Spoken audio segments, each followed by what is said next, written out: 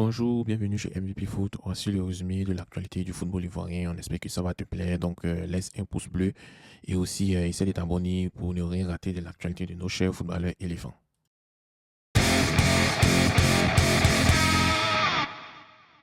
On va commencer avec les news du jour et on va voir si on peut scinder la vidéo en deux vidéos. Là, on va parler des transferts après. Donc, veuillez vous abonner et on commence.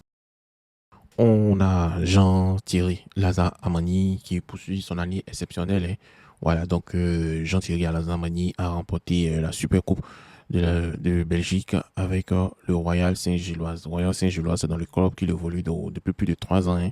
Voilà, donc ça marque son troisième trophée de l'année. Voilà, il a accumulé Cannes, il a accumulé Coupe, voilà, maintenant il accumule la Super Coupe. Voilà, donc ça fait beaucoup de trophées cette année et on voit Jean-Thierry Lazare Amani très très heureux. Donc on espère que cela va continuer et puis aussi voilà, il va marquer beaucoup de buts en fait, de buts et avoir beaucoup de trophées cette saison encore. On continue avec Konaté Karim qui est vraiment en feu. Il est vraiment en feu avec son club de Salzbourg. Il a inscrit un but hier contre Sheffield Wednesday. Voilà, donc c'est un club anglais.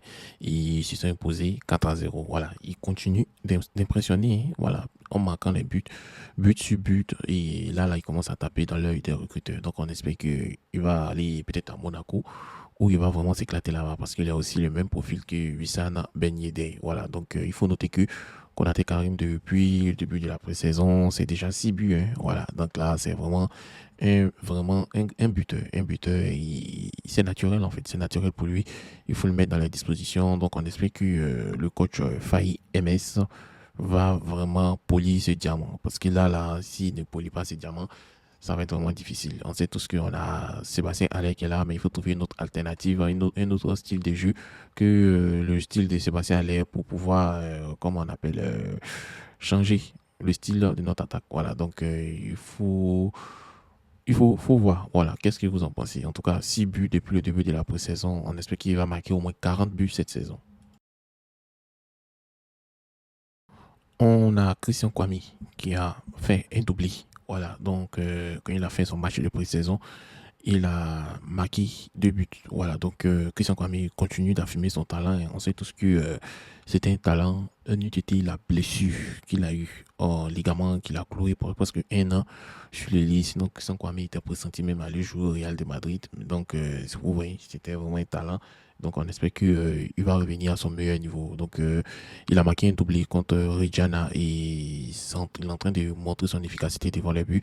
Et cette performance va renforcer sa position en tant que joueur clé de la Fiorentina et aussi sa capacité à marquer. Voilà, on sait tous qu'il y a un autre patriote ivoirien que le nom m'échappe qui a là à la Fiorentina. Donc on espère qu'ils vont faire une bonne paix et puis cela va montrer aussi une très bonne saison qui arrive. Voilà, en tout cas, on sent qu'il est prêt. Il est prêt à se défendre, à montrer qu'il n'est pas fini, qu'il est toujours là. Donc courage à toi et adresser un petit mot de félicitations à notre cher Christian Kwame. Merci. C'est avec une profonde tristesse que nous annonçons le décès du coach adjoint du stade Abidjan, Monsieur Guy Servet, suite à une maladie. Donc, l'équipe de MVP Foot adresse les sincères condoléances à sa famille et à tous les stadistes. Que son âme repose en paix. On apprend que Monsieur Eugène Diomandé, président du Service Sport de San Pedro, a fait une déclaration. Il a déclaré son intention de vendre le club des Series Sport San Pedro. Et c'est une décision qui suscite des vives réactions.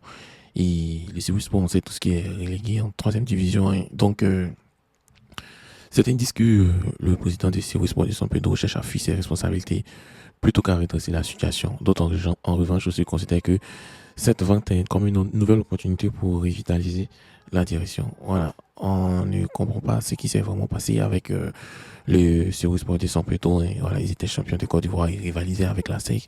Ils ont fait même oublier l'Africa et puis voilà, ils sont descendus en deuxième division et en troisième division. Voilà, donc si M. Eugène Diomandé n'a plus la capacité à diriger cette équipe, c'est mieux qu'il le vende aussi, si les vend, on va avoir peut-être, s'il y a quelqu'un qui a un bon début, qui va apprendre le Sirius Sport de San Pedro et le renvoyer en première division, ça va être quelque chose parce que il fait partie, ce Sirius Sport de San Pedro fait partie des grands clubs de ce pays. Et vous, qu'est-ce que vous en pensez? Est-ce qu'il va bien faire de vendre ou ne pas vendre ce club?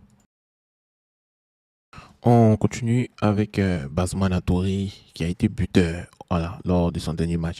Eux, ils ont déjà commencé le championnat. Hein, voilà, donc Basman Touré va continuer de briller. Hein. C'est un ailier qui a été formé à la SEC Mimosa et qui est parti à Amarbi IF. Amarbi IF, c'est le club où Odilon Kosono a commencé. Voilà.